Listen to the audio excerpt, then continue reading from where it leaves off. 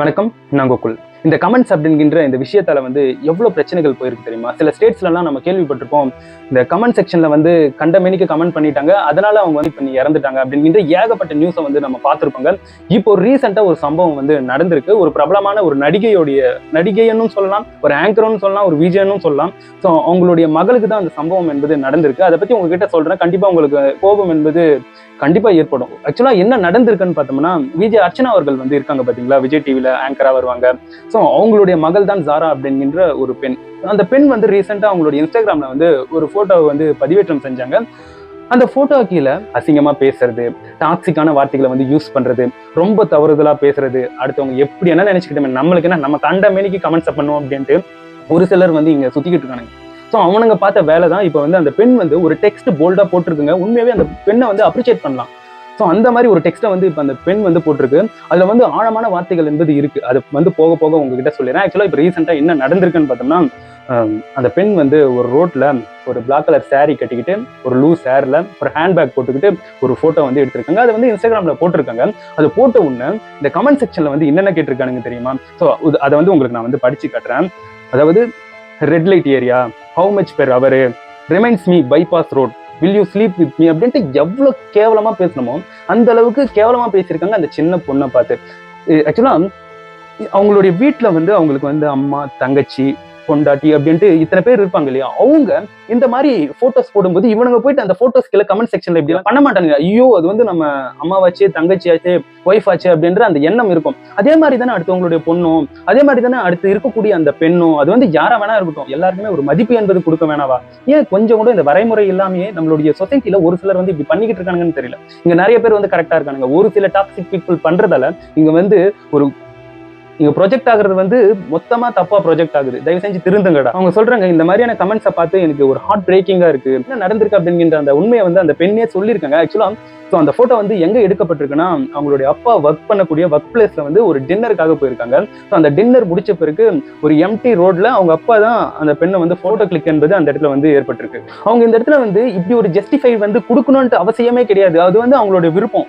ஆனா பட் இந்த இடத்துல பாத்தீங்களா, இந்த மாதிரி டாக்ஸிக் பீப்புளால ஜஸ்டிபிகேஷன் கொடுக்குறாங்க. ஸோ இந்த மாதிரிலாம் நடந்தது, எங்க அப்பா போட்டோ எடுத்தாரு அப்படின்ட்டு அவங்களே அதை பத்தி சொல்றாங்க. அது எவ்வளவு பெரிய ஒரு வேதனை அளிக்கும். ஸோ அந்த பெண் இன்னொன்னும் சொல்றாங்க, இந்த சொசைட்டில இருக்கக்கூடிய ஒரு சில நபர்கள் என்ன சொல்லுவாங்கன்னா, அந்த பொண்ணு போட்டிருக்கக்கூடிய ட்ரெஸ் தான்ப்பா பிரச்சனை, ஃப்ராக் போட்டிருக்கா, ஷார்ட்ஸ் போட்டிருக்கா, அதனால தான் இந்த மாதிரிலாம் கமெண்ட் பண்ணியிருப்பாங்கன்ட்டு. ஸோ அந்த பொண்ணு, அதாவது விக்டிம், பாதிக்கப்பட்டவங்களை பிளேம் பண்ணுவாங்க. பட் அந்த பெண் போட்டிருக்கக்கூடிய ட்ரெஸ் என்பது நம்ம கல்ச்சர்ல யூஸ் பண்ணக்கூடிய சேரியை கட்டியிருக்கேன், அந்த சேரிக்கு இப்படி எல்லாம் கமெண்ட் பண்ணியிருக்காங்க. ஸோ எவ்வளவு கேவலமான ஒரு பிறவைகளாக இவங்க இருப்பானுங்க பாருங்க. இந்த இடத்துல அந்த பெண்ணுடைய தைரியத்தை என்னால நல்லாவே பார்க்க முடியுது. அவங்க மேலும் பேசியிருக்காங்க. ஸோ அந்த மாதிரியான பதிவுகள், அவங்க போட்டிருக்கக்கூடிய பதிவுகளை பார்க்கும்போது உண்மையாவே அவங்களுக்கு ஒரு மிகப்பெரிய ஒரு ஹேட்ஸ் ஆஃப் கொடுக்கணும். கண்டிப்பா ஒரு கிளாப்ஸை கொடுக்கணும். அந்த அளவுக்கு ரொம்ப பிரேவா, தைரியமா பேசியிருக்காங்க. ஒரு பெண் இப்ப இருக்கக்கூடிய சொசைட்டில யாருன்னா அந்த பெண் மேல தப்பே இல்லை, பட் தப்பா பேசிட்டாங்கனாலோ இல்ல தப்பா சொல்லிட்டாங்கனாலோ ஒரு பெண் அழுதுகிட்டே மூளையில போட்டு அழுதுகிட்டே உட்காரக்கூடாது. சோ அது போன்ற நபர்களுக்கு எதிராக ஒரு பெண்ணாளர் எதிர்த்து பேசணும், எந்த தப்புமே பண்ணாம பெண் அழுதுகிட்டே கிடக்கணும் அப்படிங்கிற ஒரு விஷயம் சோ இவங்களை பார்த்து கண்டிப்பா கத்துக்கணும்னு தான் எனக்கு தோணுதுங்க. ஆக்சுவலா அவங்க சொல்றாங்க, இந்த போட்டோ போட்டதுக்கு முக்கியமான காரணம் ஜென்யூனான பீப்புள்ஸ் இருப்பாங்க பாத்தீங்களா, சோ அவங்களுடைய ஃபாலோவர்ஸ், அவங்களுக்காக இந்த போட்டோவை போட்டிருக்கேன். இந்த இடத்துல அவங்க என்ன சொல்றாங்கன்னா, அதாவது ஷேம்லெஸ், ஃபேஸ்லெஸ் அப்படின்ற வார்த்தைகளை யூஸ் பண்ணிருக்காங்க. அதாவது இந்த டிபி, இந்த போட்டோ இல்லாம ஒரு சிலர் கமெண்ட் பண்ணுவாங்க. சோ அவங்கள பார்த்து கேட்டிருக்காங்க, வெக்கம் இல்லாதவர்கள் கேட்டிருக்காங்க. இன்னும் ஆடம், இன்னமும் நிறைய வேர்ட்ஸை அவங்க யூஸ் பண்ணி வச்சிருக்காங்க. ஸோ இந்த இடத்துல இன்னமும் ஆழமா போயிட்டு அவங்க பயங்கரமான ஒரு தக் லைஃபான ஒரு ரிப்ளை கொடுத்திருக்காங்க அந்த மாதிரி அசிங்கமா கமெண்ட் பண்ணிருக்கக்கூடிய அந்த நபர்களுக்கு. அதாவது அவங்க வீட்டுல இருக்கக்கூடிய பெண்கள் ரொம்ப பாதுகாப்பாக இருக்கணும் அப்படின்ட்டு அந்த விஷயத்தையும் அவங்க சொல்லியிருக்காங்க. ஸோ இந்த மாதிரி அவங்களை எந்த அளவுக்கு அது பாதிச்சிருக்கு பாருங்க. அதே சமயத்துல அந்த பெண் லாஸ்டா அந்த டெக்ஸ்ட்ல சொல்றாங்க, ஒரு பெண் சாரி கட்டிக்கிட்டு ஸோ அவங்க ஒரு லூஸ் ஹேர்ல ஒரு எம்டி ரோட்ல ஒரு பெண் நின்றுட்டு இருந்தா வாய்க்கு வந்தவாரி என்ன வேணா பேசிட்டு இருந்தா அப்படின்னு ஒரு பெண்ணா அந்த பெண் ரொம்ப ஆதங்கமா பேசி இருந்தாங்க. சோ இதெல்லாம் பார்க்கும்போது உண்மையாவே நம்மளுக்கு எந்த அளவுக்கு டென்ஷன் ஆகுதுங்க. ஒரு சில வார்த்தைகள் பார்க்கும்போது ரொம்ப ரொம்ப கொச்சையா இருக்குங்க. ஆக்சுவலா ஒரு பதிவு பிடிக்கலையா, ஒரு போட்டோ பிடிக்கலையா, அதுக்கு ஹெல்த்தியா கமெண்ட் பண்ணிட்டு போனா எந்த பிரச்சனையும் கிடையாது. திஸ் இஸ் நாட் குட், அந்த மாதிரி ஒரு ஹெல்த்தியான கமெண்ட் போட்டு போனா பிரச்சனை கிடையாது. அதை விட்டு ரொம்ப கொச்சையா திட்டுறது, அசிங்கமா போயிட்டு அந்த கமெண்ட் செக்ஷன்ல கேட்டு வைக்கிறது, இதெல்லாம் கேட்டா உண்மையாவே அவங்களுடைய மனசு எந்த அளவுக்கு பாதிக்கப்படும். ஸோ அந்த மாதிரி இருக்கக்கூடிய அந்த நபர்களுடைய அந்த மனசு எந்த அளவுக்கு கஷ்டப்படும். ஸோ இது போன்ற பதிவுகள் அப்படியே நடந்திருக்குன்னா அப்போ பார்த்துக்கோங்க இது எந்த அளவுக்கு ஆபத்தானதுன்ட்டு. ஸோ நான் வந்து இங்க பேசிக்கிட்டு இருக்கேன் இல்லையா, நீங்க வந்து நினைக்கலாம் என்னடா இந்த அளவுக்கு கதறிட்டு இருக்கியே, உனக்கும் இந்த மாதிரி நடக்குதுன்னு பார்த்தோம்னா, ஆக்சுவலா எனக்கும் இந்த மாதிரியான அசிங்கமான கமெண்ட்ஸ் எல்லாம் வரும்.